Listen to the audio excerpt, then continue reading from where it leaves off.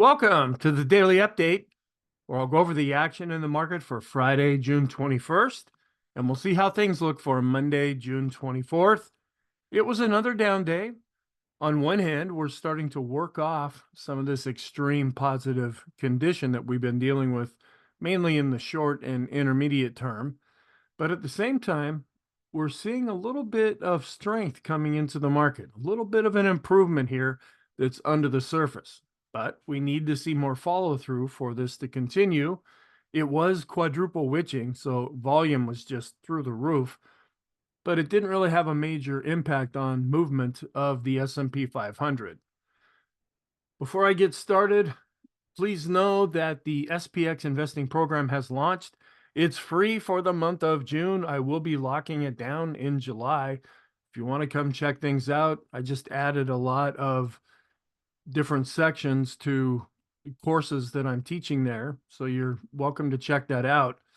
It'll just cost you an email address. If you end up not really liking what you see, just unsubscribe, and that's how it goes. If you want to have access to that, there's a link in the description to get you to the SPX Investing website. There's also a playlist on YouTube and videos on Rumble that go through the program and my whole approach to this, where you can learn more about that. So let's go back and talk about what happened, and then we will look at some charts. We did have a lower open. The futures were under a bit of pressure. Europe was pulling back after having a few pretty good days earlier in the week, and prices ended up falling to almost S1. We didn't quite get there at 54.51. We then climbed back up to the unchanged level. We hit resistance at the daily pivot at 54.78. Then we fell back below the unchanged level, and we chopped pretty much sideways going into the close. So we were down 0.16%, not a really big change on a percentage basis. We were well above average with volume because of quadruple witching. We are still positive in the short, intermediate, and long term. There are negative divergences that are there, but they are showing some signs of improving. But we need to see a continuation of that. And we're seeing some potential strength coming into the S&P itself. We need to see that continue to build. And it's about inflation and interest rates. Now, in the upcoming week on Friday, we're going to get the core PCE, which is the other major inflation report. We're also going to get an update of GDP coming out, and that has an inflation component in it as well. And that's what the market's battling with right now. What's going to happen with inflation? What's going to happen with interest rates? We do want to keep an eye on the geopolitical events. Usually these things don't have an impact on the market unless something really big happens, and then typically it doesn't last all that long, but it can influence different markets like oil or gold or the dollar, and then that in turn can have an impact on stocks. Some comments. It was a mixed session, and we did have quadruple witching. We had lots of options expiring all at the same time. Well, they don't actually expire until Saturday. The last day you can trade is on Friday. There are negative divergences that aren't really going away, but we're seeing some signs of improvements along the way, and I'll point that out. And there are some really subtle signs of strength that could be possibly coming back in to the S&P itself. You notice that our short-term list is quite a bit shorter. We just have the Williams percent R, the CCI 14. So the Stoch RSI is falling off. The CCI 14 is falling off. The stochastics are still there. And our shorter term RSI based on 9 periods, it's still extreme. Quite a bit shorter list also in the intermediate term. We have the Sean trend meter as well as the RSI based on 14 periods. We haven't changed the scenario for now. We'll see if that changes in the upcoming week with the core PCE coming out, but that's going to be on Friday. The Fed has been keeping rates higher for longer because inflation hasn't slowed as much as they'd like. They're still trying to get down to that 2% level. And it's still looking like it'll be September that the market is trying to front run and actually try to determine that there might be a rate cut then. I'll be going over the probability charts in the weekly videos that I do. And now it's just looking like there'll be one rate cut in 2024. We don't even know for sure if that's going to happen. And then the dollar was up and interest rates were also up. They were virtually unchanged with the 10-year yield. We were 4.25 and closer to the 5. After Thursday, we ticked up just a little bit to 4.26. We had to round it up to the 2.6 level there. And this was putting some pressure on stocks. We're still inverted with the yield curves. Sentiment did tick up a little bit here. We're still negative at 41, where we had been at 40. And we are in a confirmed trend because the ADX is above its moving average. The green line is on top, so it's a positive trend, and we're above 20. So that's how it gets confirmed. We are still negative now with our bias. We've had a few down days, not real big down days, but they weren't positive. But I'm still keeping our momentum at positive for right now. Even when we're seeing these declines, they're not showing an awful lot of conviction. And so the market seems to be holding up quite well for the time being. We did get the S&P Global Manufacturing PMI. The takeaway from this is we're above 50. We came in at 51.7. Last time it was at 51.3. So above 50 shows expansion. We're also even showing a little bit more strength when we look at the services. It came in at 55.1, again, above that 50 level, where last time it was at 54.8. Existing home sales came in at 4.11 million, about what they expected at 4.1 million. Last time it was at 4.14 million. The leading indicators did decline. It was down 0.5%. They expected it to be down 0.3%, so that was weaker than expected. And last time it was down 0.6%. Here are some charts showing the manufacturing. The takeaway from this is that we're above 50, and we have been improving over the last few times we've had this report. We're also improving here when we look at services, also still above 50. The LEI, even though it's down 0.5%, when you look at this on a year-over-year basis, we are starting to go back up. So it is improving. Now, other times when we saw the LEI really going down, that's before we went into a recession. We have been really declining here, but to date, anyway, we've not gone into a recession. Here's some Isabel Net blog charts. The annual change in real wages, that's taking inflation into account, is not keeping pace with real inflation. The black line is showing wages, and they are coming down here. And the red area here, this is the difference between the annual change in wages and inflation. They are decreasing now. And so on a personal level, yeah, the economy is really struggling right now, and inflation continues to be higher than it's been in 40 years. People are really feeling the pinch as prices are going up and things are really shifting around. The stock market, though, thinks that the economy is doing well. So as I've been continuing to point out, there's a disconnect between the stock market economy and the real life economy. Showing inflows here going up as folks are getting more into the market. And this is more of a long-term look, also marked at with some different events that were happening here. We're not necessarily looking extreme right now. Just folks are willing to take on more risk. They hear about stocks like Nvidia and Apple doing really well, and they want to get in. And when you get into stocks, that's considered to be risk on. And so they, instead of being more conservative and keeping it in cash or putting it into bonds, they're actually putting it into stocks. This is looking at the short interest. Now, there's a positive side and a negative side to this chart. We're looking at the SPY short interest and the QQQs, the two main indexes that impact what we're trying to analyze here. On one hand, you can see where this is very low. So there's not a lot of folks that are willing to short the market. That could be seen as positive because typically people that do straight out shorting, as I explained in the courses, there's a lot of requirements there and there's a lot of risk that's involved with that. And so typically this will fall to people that tend to know more what they're doing. And these can be like hedge funds and things like that, that actually put a lot of money into short positions. it means they're not really doing that now. They tend to be more positive on things.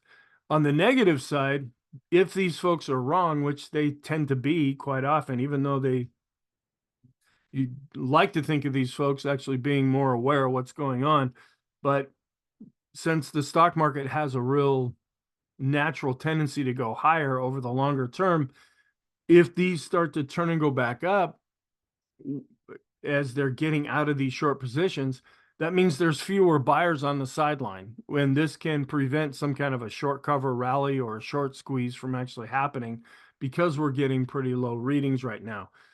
So not a huge deal in my opinion. Yeah, it can have an impact. And when we see a short cover rally, that's usually kind of a big deal.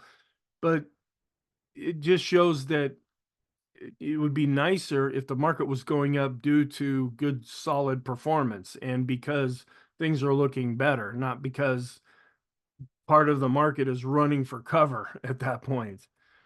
And then looking at how does quadruple witching actually impact things, we have the expiration. Now, this has already happened, and this chart came out before the day was finished, and it just shows there's 5.1 trillion in options that were expiring in Friday's session. Again, that was the last day they trade. They don't expire till Saturday.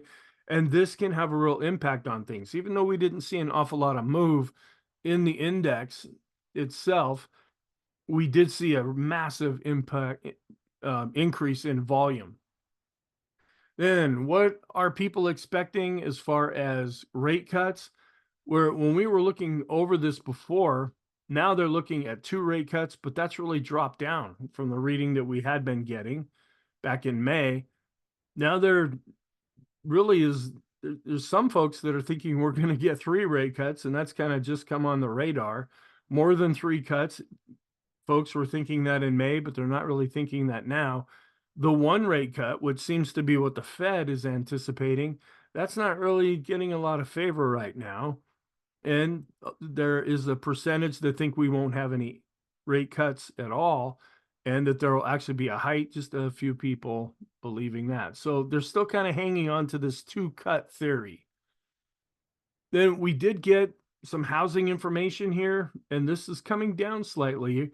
And when this does decline, sometimes that can happen before we do go into a recession. So we're just seeing, this is like the building permits and housing starts.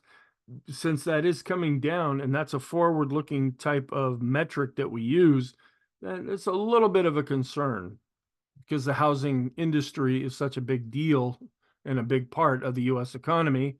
Then looking at earnings, this is looking at where the S&P is at, and they're projecting it to go up to 5,600.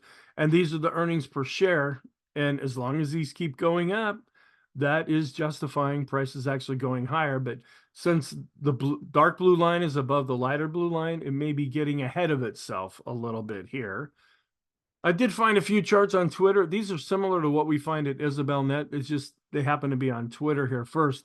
This is showing that a lot of money is going into growth funds. This is the biggest on record, because you got folks that have seen what has already happened and they think it's going to continue. And so they're throwing a lot of money into growth stocks right now.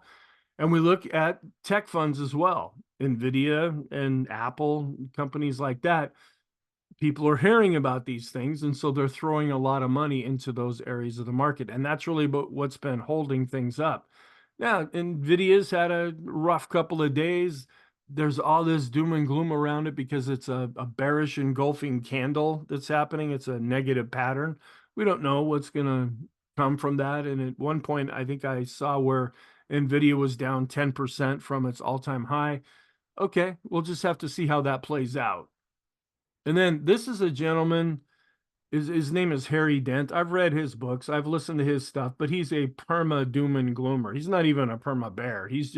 But he's gotten things so wrong over the years. No matter, he's one of those, you can throw all this information at him that's positive, and he still is like, nope, everything's going to get ready to fall apart. But he's been predicting crashes and massive declines, since the COVID, actually going back before that in 2018, 2019 was when I was reading through some of his books just to see if I could get anything insightful. he was predicting all kinds of terrible things happening then. And then when you ask him, what should you do in, to protect yourself? He says, well, get into long-term bonds. And it's like, well, right after that were some of the worst years that we've seen in bond prices in forever. So this guy takes a lot of heat for what he does, but he's pretty much pessimistic all the time. And he thinks the bubble of all bubbles is going to burst. But he predicted that in 2021, 2022, 2023, 20. Okay. It's just the way he rolls. And then household stock allocation. A lot of folks on a household basis, this is the highest rating that we've ever had here. They're getting into stocks. They're still seeing this as a real valuable way of investing, and it's at the highest level of what it's ever been.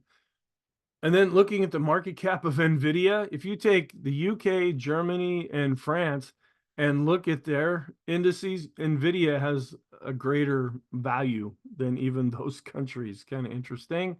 All right, let's look at our intraday chart. We did gap lower at the open, not much of a gap. We never made it down to S1, but then we saw a little bit of a counter trend bounce here after a lower open. We got back up to the unchanged level, which initially acted as overhead resistance, fell back. We were able to get up to the daily pivot, but that acted as overhead resistance. We couldn't break through there. Then we started to fall back. We went negative again, and we pretty much chopped sideways going into the close. So not a real big day as far as internal movement of the index. Not an awful lot of changes here. We were looking a little bit stronger as far as the pre-market open, and then things came down and we ended up going negative for the session. But this is still positive. We're still seeing the blue line above the red line. That means the growth is outperforming value on the intraday chart. Seeing a little bit of weakness here when we look at the S&P growth to value ratio. It was actually down a bit in Friday's session. So we were down more with growth with the large caps, up a little bit more with the mid caps, and up less with the small caps. So looking at our end of day charts, not really seeing any major breakout here with small cap growth to value, and that's what we've been seeing for a while. A little bit of an improvement, but not much of a breakout with mid cap growth to value. And we're coming down just a little bit after we had been breaking out when we look at S&P growth to value. We want to continue to see this to go up to be more positive. The ETFs that we look at are pulling back slightly, but they're still well above the rainbow after they had been really showing an outperformance. Discretionary to staples, a little bit of a tick up here, but not really breaking out. That's what we've been seeing as of late. Large cap growth just coming off of setting recent all-time highs, but now seeing a pullback. And a little bit of a turn down here when we do the ratio between large caps and small caps. And it's not that small caps are doing great. It's just we've been seeing some profit taking in the large caps. The Wilshire coming off of recent all-time highs, not an awful lot of damage done there, at least yet. Our trend is still positive, even though the green line is coming down, but the ADX is above the moving average and both are above 20. That means it's a confirmed trend. It's a positive trend with the green line on top. Also, continuing to go up in the short term, even though the green line has been coming down. Massive spike up in volume for Friday's session. Still not showing an awful lot of fear when we look at the Ulcer Index. The latest reading from the Investors Intelligence Survey came in at 3.42, still showing pretty healthy readings without necessarily being extreme. And we closed down just a little bit with the VIX when we look at the line chart, and we closed near the lower end of the bar on the bar chart. So fear is not necessarily picking up according to the VIX. And the volatility of the VIX also came down just a little bit, both with the bar chart on top and the line chart on bottom. Now, it's gone up a bit since the market's been under a bit of pressure, but it's not really moving with all that much conviction. We are still seeing the momentum of the VIX continues to go up as measured by the MACD as the stock market has been under a bit of pressure. We went up with the equity put call ratio, but now we're switching back to down with our 5-period chart. That's more positive for the market. The volatility risk premium is still above this band, showing that this is measuring that there's still a lot of volatility in the market.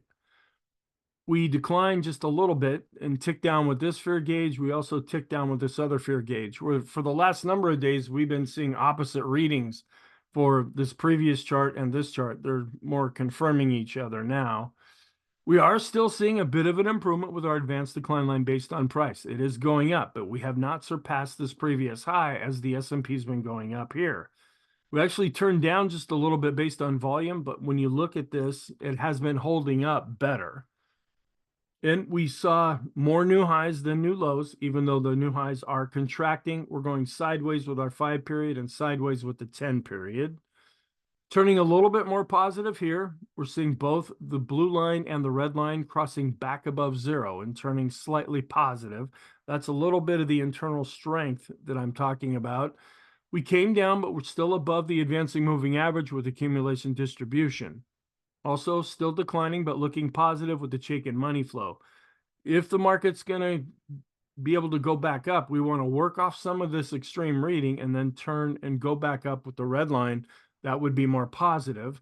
And the Chaikin oscillator is no longer extreme positive. And not much of a change here with our cumulative NYSE advanced decline line. It did come down, but it's still above the moving average. We were pretty much flat with this one NYSE advanced decline line. Also, we were flat with this other NYSE advanced decline line. So not a really big change here. And we did tick up a little bit with the common stock based on price and volume. And this is what I've been pointing out as well. We came back up a little bit based on price with the cumulative reading for the S&P 500 based on price. We have been holding up and actually showing a little bit of a breakout here when we measure this based on volume. And that could be seen as internal strength. The NYSE advanced decline line, we were really showing a negative divergence, and they still are, but the red line actually came back up as the bar chart has been coming down. When we look at the advanced decline line, we're still under the moving averages with the common stock on the NYSE. We're still above the moving average with the S&P 500, even on a down day. So this is a little bit of showing some internal strength, coming up a little bit, but still under the moving average with the mid caps, and flat when we look at the small caps and under the moving average. So with our daily chart, we're kind of still below these pivot points. If we start to go up, we do have other pivot points below current price. And you can see just a massive uptick in volume down below. We are declining, but still extreme with the Williams percent R. And we're declining, but still extreme with the CCI 20. We're coming down on all different time frames with the stochastics, but we're still extreme positive. We're holding up okay here with our double and triple exponential moving averages based on 20 periods. We're kind of right in between both lines. We want to turn and go back up for these lines to continue to go up. If we fall below this, that might suggest that the short-term trend is coming under some pressure. And here's some more internal strength that I'm seeing here. The 20 is still continuing to go up. That's the short term. We're flat with the 50 and we're flat with the 200, but seeing this going up, even though the S&P has been coming down, can be taken as positive.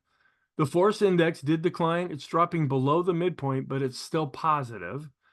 And we're still above the simple and exponential moving averages based on 20 periods.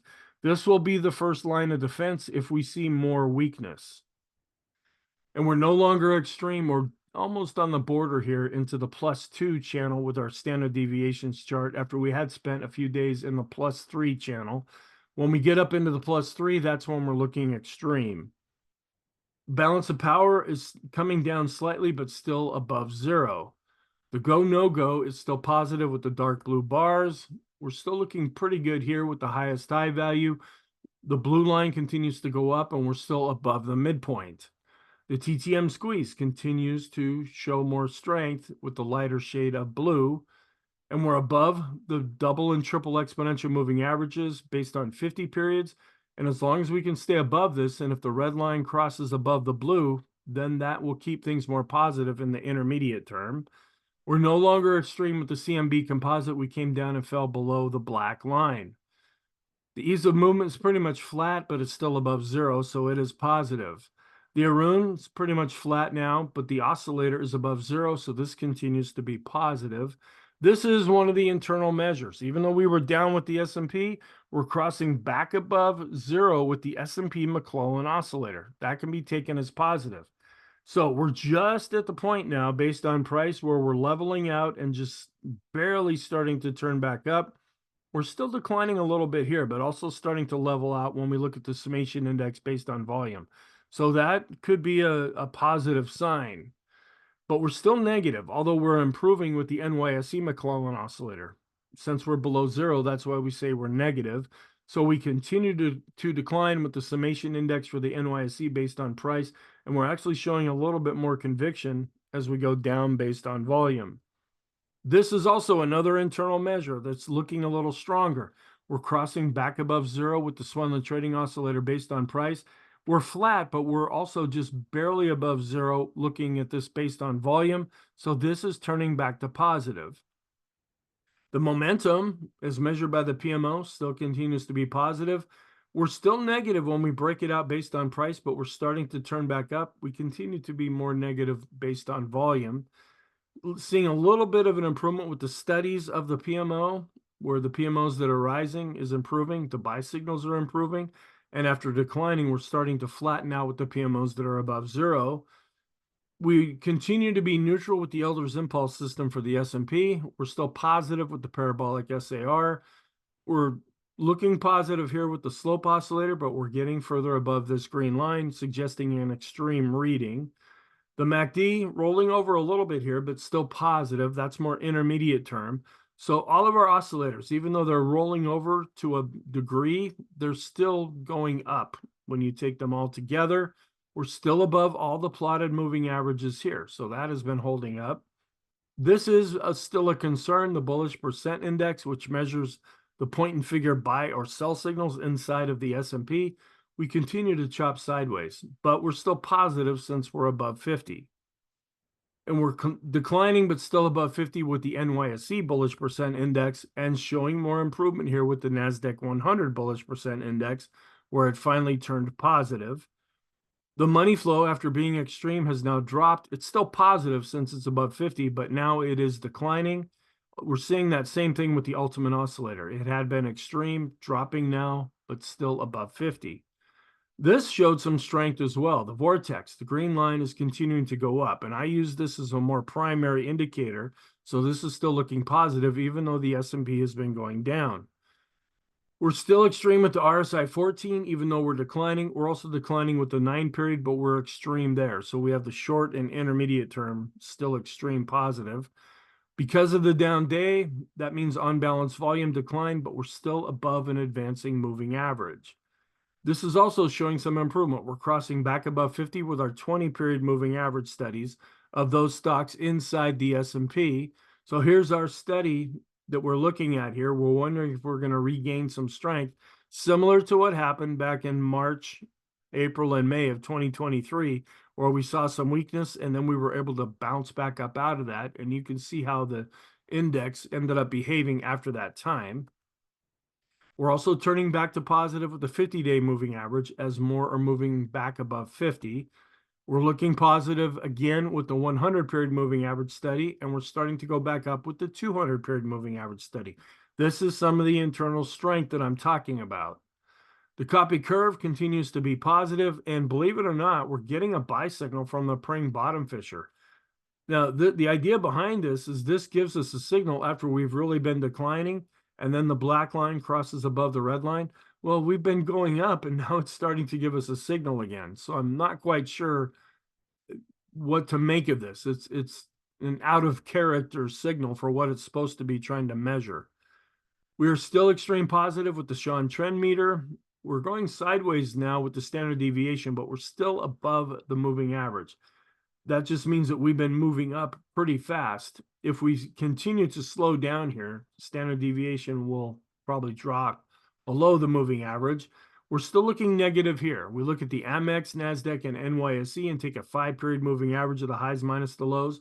We're getting a negative reading for this. That's a warning sign for right now, and we're not seeing strength rebuilding there, at least yet.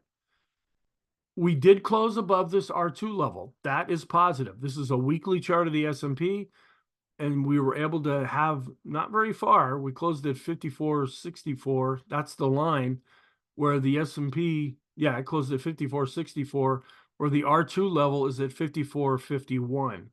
So we're, what, 15 points above that right now. So that is looking positive longer term.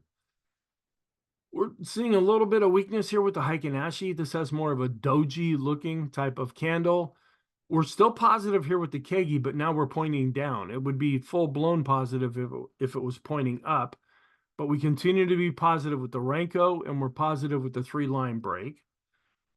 We're coming back up a little bit here with the 150 moving average study, but as the S&P was going up, we're seeing a negative divergence here. We're coming back up, and we're still seeing a negative divergence with the 200, but now it's crossing back above the red line, so it's considered to be extreme positive. We didn't get, at least as far as I know, a confirmed Hindenburg-Ullman indicator. I'm sure the bears are very disappointed about this, where we're getting all kinds of confirmation signals for the NASDAQ, but the NASDAQ just pretty much keeps going up, so it's ignoring these signals. We are negative with the mid caps in the short term, where we're negative in the short and intermediate term with the small caps. All the other indexes are positive. We're still negative with bonds in the long term based on price. Everything else is positive. No changes with the decision point scorecard. We had the financial sector give us a bullish MACD crossover. That's positive for the market. And then more into the day, like 10 minutes into the day, the NASDAQ crossed below 17.7. And those were the only triggers, the alerts that were triggered.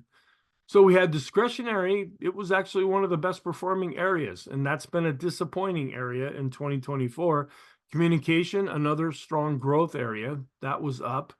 And then the areas that were down, we saw utilities down the most and energy. Financials doing okay, but it wasn't up in Friday's session. And we're still a little bit negative here when we look at the NYSE and take the new highs minus the new lows. We want to see this go back above zero. That's just the daily score. The red line in here is a moving average. That continues to be positive, but it is declining. And the equal weight, we pulled back just a little bit with this ratio here. When this is really going up, that means the mega caps are really outperforming. With the pullback that we've seen, that we saw in Friday's session, this ratio is coming down slightly. The Dow was actually one of the better performing indexes, at least earlier on. It ended up little changed, but it's been able to get back above its 50-day moving average and above this pivot point. And we continue to be positive with the Elder's Impulse system for the diamonds. We came right up to this R2 level. This is providing overhead resistance for the NASDAQ. And the neat thing about these pivot points is they're on the chart before we even get there. We saw this coming. We were able to prepare for that. And since then, we've been pulling back. The NASDAQ 100 was able to get above its R2 level, but since then has dropped back down below it. The Qs remain neutral for the Elder's Impulse system. And the momentum's rolling over a little bit with the NASDAQ 100, but continues to be positive. And the small caps are just chopping around in their own little place here. They got a little bit above this S1 level, but there's been really no conviction, and we've been really range bound in 2024. We remain neutral with the Elder's Impulse system for the small caps. We're still below 50 when we look at the Russell 2000 small caps. With the RSI, we're below the 50-day moving average, and the momentum continues to be negative. The mid caps, another disappointing area, just cannot seem to get above their 50-day moving average, but they've switched over to positive with the Elder's Impulse system after being neutral. Apple, a little bit of profit taking here, coming down off of its high, seeing a recent golden cross for the trend to turn positive. Tesla was up, but still cannot seem to get above its 200-day moving average and is pretty much chopping sideways. NVIDIA seeing some profit taking now, but still looking pretty solid in the bigger picture. Microsoft was up 0.92% and is looking solid. Meta was down 1.33%, still above its 50-day moving average. Amazon was up 1.6% and is looking pretty solid as well. Google was up 1.89%, and that might be, it doesn't look quite like an all-time closing high there. Netflix is still looking pretty solid, up over 1%. So the bigger Magnificent Seven stocks, that's what really kind of helped the market stay together. But some other stocks are what gave it some weakness, and they kind of balanced each other out. The FANG index did decline 0.5% and coming off of a recent all-time high. Financial sector still hanging around its 50-day moving average. We were getting concerned as we were dropping below the 50, Now that it's coming back up to the 50, that's a little bit better. And we ticked up just a little bit with a staples to tech ratio. We want to continue to see this decline, and it has been declining, but in Friday's session, it didn't decline then. And the dollar is back up into the 105 range. That could put some pressure on stocks. We're also in an uptrend with the dollar. And we're seeing a little bit of an improvement with the short-term correlation between the S&P and the world index, but we're continuing to fall off with the longer-term correlation. And then here's the staple sector. And then down below, I have the relative rotation readings here. They both continue to decline, and also the momentum is declining. And I'm doing a ratio between the staple sector and the S&P 500. So even though this is holding up, when you look at the chart by itself, it's starting to underperform the S&P on a ratio basis. Utilities also underperforming, and the momentum continues to be down. They fell, and they're coming back down to their 50-day moving average. We're also showing a bit of weakness here with healthcare, another defensive area when we compare it to the S&P. And energy is seeing a little bit of an improvement here with the ratio and with the momentum. It came down to its 200-day moving average, and so far has been able to show a nice bounce off of that. Coming off of a recent all-time high reading with the total U.S. stock ETF, so that's still positive. We were up slightly with the 10-year yield, so we were down just a little bit with the 10-year based on price. And we're coming down with the Q's to S&P ratio, but we're still above an advancing moving average. Showed a bit of an improvement in crossing above the moving average with discretionary, but we want to see more follow through here. Also a bit of a turn down, but looking good when we compare large cap growth to large cap value. So the large caps coming down, but still looking okay. A little bit of a decline, but above the moving average with the mid caps. Also declining, but above the moving average with the small caps. This is still positive. This is the 19-day advanced decline ratio. We continue to be above zero based on price and volume, even though the S&P was down. The S&P to utilities ratio ticking down a little bit, but overall it has been going back up. This continuing to go up would be more positive for the S&P. So what's our outlook for Monday? We are positive with our technicals. We still have these negative divergences. They're not going away, but they are showing some signs of improvement. And we're wondering, is some kind of internal strength in the S&P starting to develop? We're not going to have any economic reports on Monday, and we want to keep an eye on all the different geopolitical things in case they influence the market. Here is the economic calendar for the upcoming week. Nothing on Monday. We're going to get consumer confidence on Tuesday. And then I don't know about the reports from last week. I never did see any information about them. Well, we're going to get the weekly applications here again. Thursday is going to be one of the bigger days. Of course, we'll get jobless claims, durable goods, and we're going to get a third estimate of GDP, which may be a non-event if the reading comes in not much change from the second estimate that we received. The big report also, it doesn't have as many reports coming out, but it's going to be the PCE report on Friday. And I just marked this for Tuesday. That's kind of the next biggest thing that will be happening.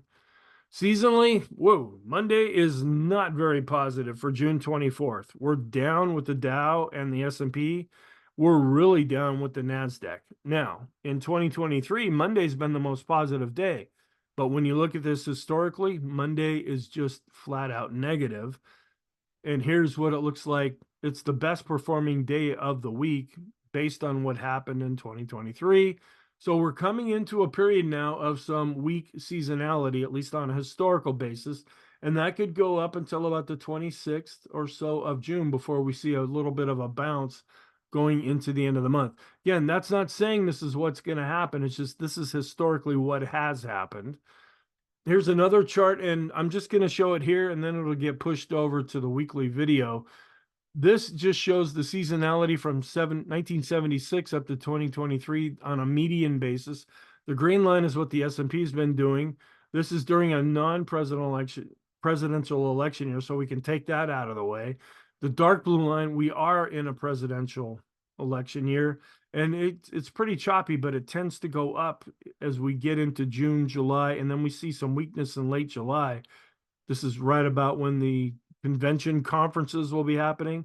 And then apparently it's like, oh, we like what they said, so we're going to go up after that. And then looking at a little more short term, this is a Carson chart showing now that we're coming into the 24th of June. We do see a few days of negative seasonality before we see a nice little bump going into the end of the month. This is also looking at that we're still in the sweet spot, according to Carson here. Doesn't mean we go straight up. This is what we've been doing so far. This is historically what has happened. And even though it's not a continuous straight up line, it does have a tendency to trend higher going into September. And then we're in the more negative time now. When we look at Tom Bowley's research, it'll be the 24th on Monday. And from the 24th through the 27th, he has it being negative until we see a little bounce at the end of the month. So the warning signs, we're just keeping an eye on the staples and utilities to see, because they tend to be more defensive and they're not really showing an awful lot of strength right now, but they're not showing an awful lot of weakness. We just want to keep an eye on that. We're also watching energy in case it's turning more defensive, and healthcare is defensive, so we're watching that one as well. We are seeing some improvement with the advanced decline lines for the S&P 500. It's holding up based on volume. It actually is showing a bit of an improvement based on price, but there's still a negative divergence there. The growth to value ratio is improving for the S&P 500, but it is now pulled back. Discretionary to staples, it's not really doing much right now. The NYSE McClellan oscillator, as well as the summation index, they are negative, but they are improving. And then looking on the positive side, the parabolic SAR, and then these three smart money indicators that I take together, yeah, they're coming down a little bit, but they're still positive when you look at them in the bigger picture. The McClellan oscillator and summation index for the S&P has now turned over positive. Hasn't quite become as obvious with the summation index, but we crossed above zero with the McClellan oscillator. Our other oscillators that we follow are positive. The equity put call ratio is now going up. And the bullish percent index is above 50, but it's just chopping sideways right now. The Swenlin trading oscillator has now turned positive based on price, and it's barely positive based on volume. The money flow, the ultimate oscillator, the vortex, the copy curve, those are all positive. The Pring bottom fisher, again, we're not really at a bottom. We didn't really come crashing down, but it's generating a signal. Not sure how legitimate that is, but it's still a signal. The financial sector is still looking positive, and when we look at the momentum as well as the bullish percent index for the NASDAQ 100, they both continue to be positive. So our conclusion, we're still positive, but we have these negative divergences. They do show some signs of improvement, but they're still there. We're wondering, is there some rotation going on into some other sectors, and is some strength starting to develop overall? And we're not as overbought in the short term. We worked off a lot of that list, and we're wondering, are we still seeing pretty good momentum in the short term? In the intermediate term, this is where we're seeing most of the negative divergences, but we're possibly seeing an improvement there. We're also seeing a little bit of strength coming back in, and we're wondering, this is the place we're going to watch to see, are we seeing some sector rotation actually going on? And then in the long term, we're above the 200-day moving average, and we're getting an extreme reading there. And then both of these, both the 150 and the 200, are still showing a negative divergence based on price. Thank you. I really hope you found this helpful. I will be preparing the weekly videos over the weekend. So I hope you have a very nice weekend, and I will talk to you in the next video.